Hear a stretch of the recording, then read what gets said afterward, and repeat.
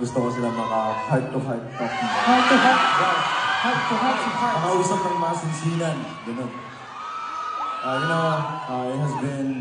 It has been 7 years na nabuo kami. And we had a lot of struggles, pagsubok na nalampasan. And it wasn't easy. It was a journey na talagang such a miracle na na-survive namin lahat ng mga pagsubok na yun.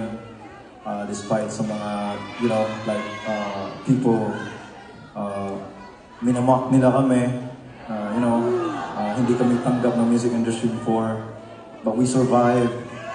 And we almost quit. There were a lot of times that we almost quit because, this thing right here, it's too fragile, Sobrang, it's just like a glass, Talagang ang bilis niya basagin talaga eh. Ang bilis niya basagin, sobrang bilis i-build up. Sobrang hirap i-build ng confidence ng isang tao. And then, some people with that tongue, isang word lang, talagang basag siya kaagad eh. So, I just want to tell you guys na pangalagaan niyo yung puso niyo.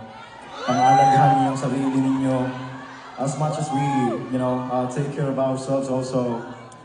And 7 years is not easy. Kahit nga sa relationship natin, di ba, pag mayroon tayong mga karelasyon dyan, mga asawa natin, 7 years na journey is not easy. It's really not easy. 7 years is a really, really long, talaga, mahabang oras, mahabang pasensya, and mahabang pag-uunawa. So, ayun lang naman po ang aking masinsinang advice po.